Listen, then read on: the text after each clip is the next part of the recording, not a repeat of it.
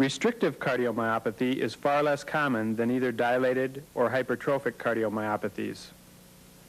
The term restrictive cardiomyopathy applies to a group of disorders which are similar in pathophysiology, but very likely unrelated in pathogenesis.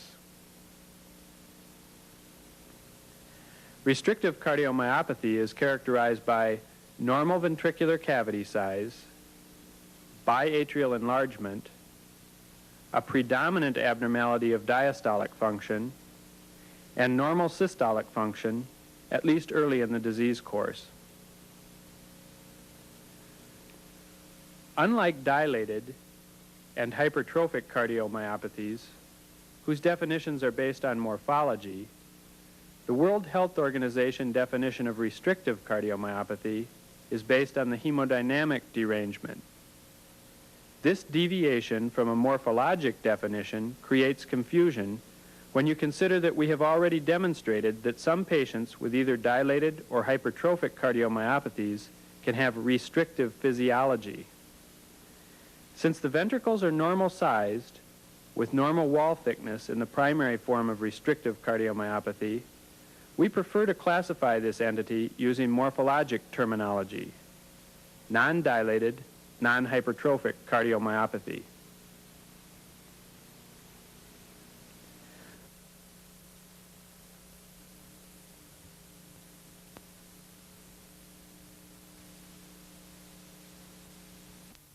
With predominant myocardial fibrosis, endomyocardial fibrosis, and eosinophilic endomyocardial disease. Since endomyocardial fibrosis is a disease found almost exclusively in tropical climates, we in this country do not encounter it. We will therefore focus attention at this time on the primary form and on eosinophilic endomyocardial disease, which is largely limited to temperate climates.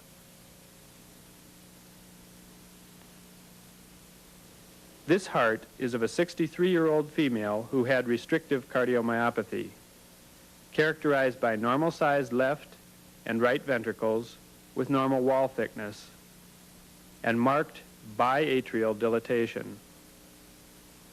The atrial dilatation is a consequence of non-compliant ventricles. The coronary arteries were normal.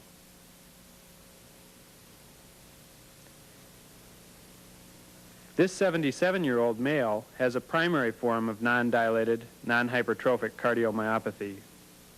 The normal-sized ventricles are overshadowed by the huge atria. Ventricular systolic function is normal.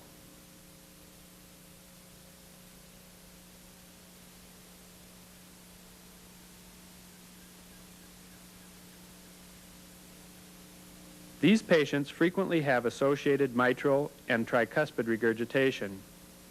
Here we have narrowed the sector, focusing on the left ventricle and left atrium, in order to optimize the jet of moderate mitral regurgitation.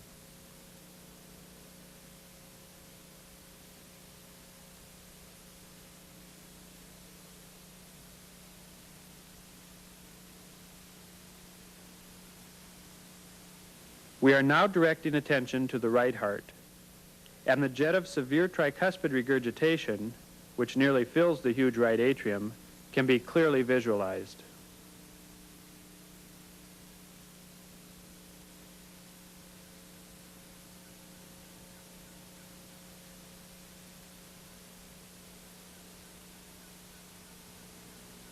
We have, earlier in this tape, described the appearance of restrictive physiology on pulsed wave Doppler examination. This is another patient with the primary form of restrictive cardiomyopathy. The sample volume has been placed in the mitral funnel just to the atrial side of the tips of the mitral leaflets. As expected, the E velocity is large, and the deceleration slope is steep, measuring 120 milliseconds. You will notice this signal below the baseline, which precedes the QRS complex. This is diastolic mitral regurgitation. It gives witness to the extreme elevation of left ventricular diastolic pressure.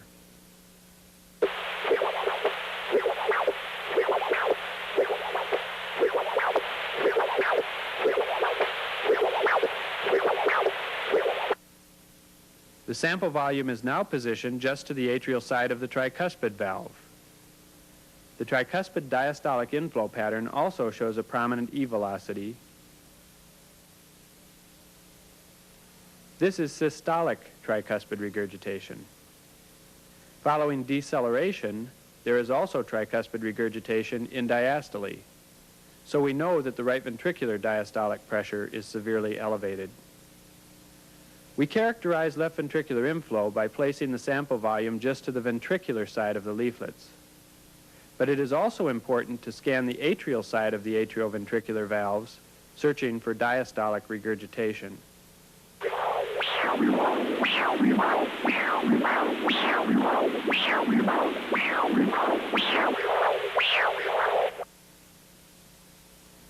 Eosinophilic endomyocardial disease is part of the spectrum of the idiopathic hypereosinophilic syndrome, which can result in infiltration of multiple organs. In the heart, the eosinophilic infiltration is myocardial, with particular concentration in the subendocardium. There is resultant subendocardial necrosis, followed by thrombosis, and finally fibrosis.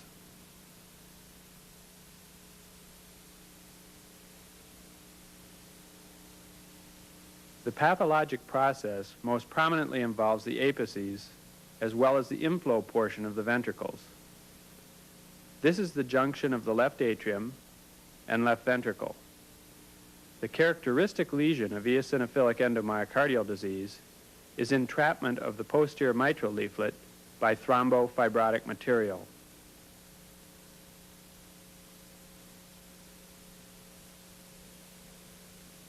This apical long axis view is from a 59-year-old female with hypereosinophilic syndrome, demonstrating characteristic 2D echo features of this disorder.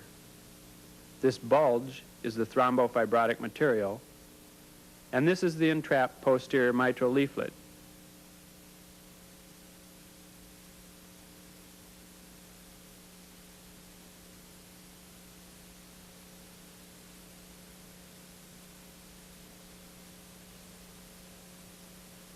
As you would expect, this entrapment is associated with severe mitral regurgitation. With flow imaging, mosaic signals of severe mitral regurgitation fill the left atrium.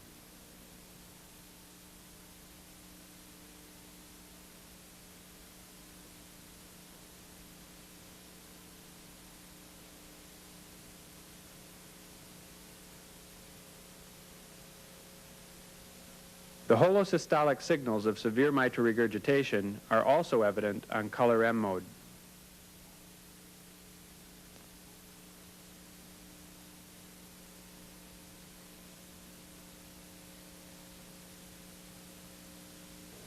This apical four-chamber view is from a 74-year-old male with hypereosinophilia. In addition to entrapment of the posterior mitral leaflet, eosinophilic endomyocardial disease also tends to obliterate the apex with thrombus, which eventually becomes fibrotic. As opposed to apical hypertrophic cardiomyopathy, with eosinophilic endomyocardial disease, there is no longer an apical cavity visualized. The apex is obliterated in diastole as well as in systole.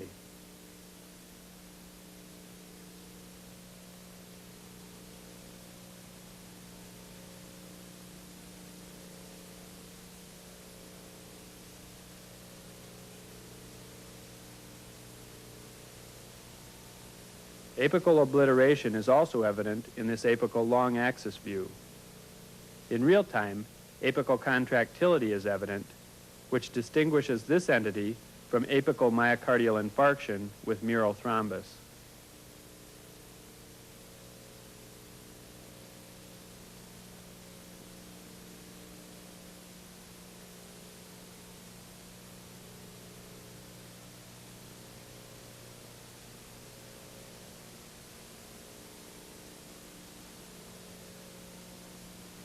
Cardiac amyloid is classified as a specific disease affecting heart muscle, although its small ventricular chambers, prominent abnormalities of diastolic function, and normal systolic function early in the course certainly make this disease entity very similar to the restrictive cardiomyopathies which we have just discussed. The increased wall thickness associated with cardiac amyloid might be mistaken for hypertrophy. Therefore, it is prudent not to diagnose LVH by echo whenever the wall thickness is increased. Although most commonly the increased wall thickness and mass is secondary to LVH, in certain cases it may be due to infiltration, and therefore it may be helpful to examine the ECG. Since the increased wall thickness with amyloid is due to deposition of fibrils in the interstitium rather than to an increase in myocardial mass, the ECG shows low voltage instead of LVH. This discordance between increased wall thickness on the echo and low voltage on the ECG is very useful in differentiating infiltration from hypertrophy.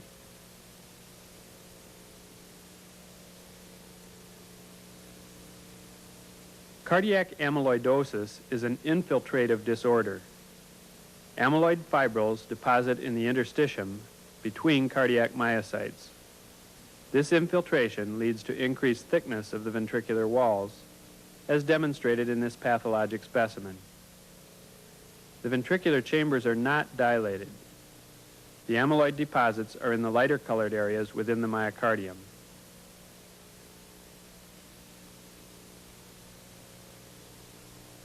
Cardiac amyloidosis has a very characteristic appearance on 2D echo. The ventricular walls are thickened. Note the abnormal texture of the myocardium, consisting of a highly refractile, granular appearance, which is due to the amyloid deposition. Amyloid also deposits in the valves, causing them to be slightly thickened. And small to moderate-sized pericardial effusions are common with this disorder. The amyloid deposits create a striking, stenciled appearance to the LV image. Systolic function is preserved in this case, although it often deteriorates in advanced stages.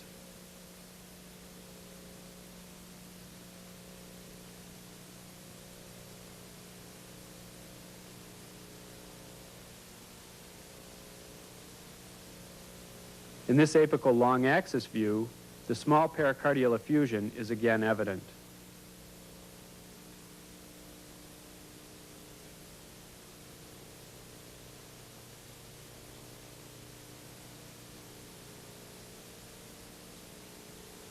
In this four-chamber subcostal view, the increased thickness of the right ventricular free wall and the atrial septum is nicely demonstrated.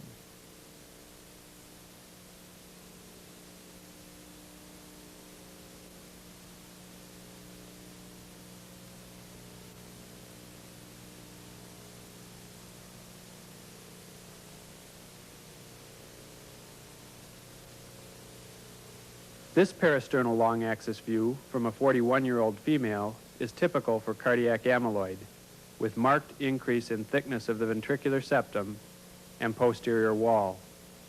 The papillary muscles are also thickened and granular in appearance. There is a small pericardial effusion. The left atrium is enlarged. Note the coronary sinus, which is well outlined, and the mitral and aortic valves are thickened.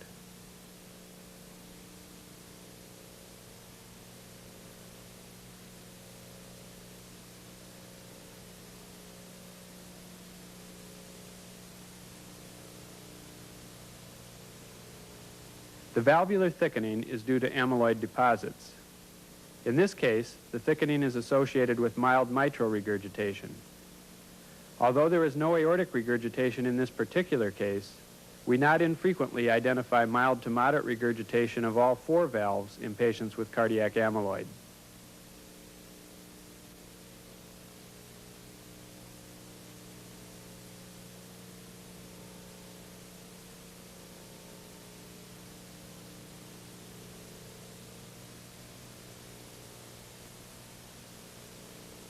In this case of cardiac amyloid, the pulse wave spectrum shows a restrictive pattern. The E and A velocities are nearly fused, but can be distinguished. The E velocity is 1 meter per second, while the A velocity is just less than 0.4 meters per second. The deceleration slope is steep. The deceleration time measured 130 milliseconds. This restrictive diastolic profile typically appears in the advanced stage of cardiac amyloidosis.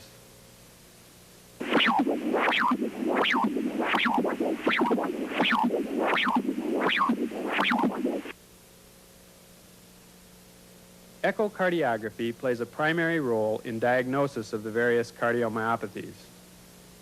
Patients presenting with cardiomegaly on physical exam or chest X-ray, and patients presenting with signs and symptoms of congestive heart failure can be immediately categorized according to the morphologic abnormalities on the 2D exam.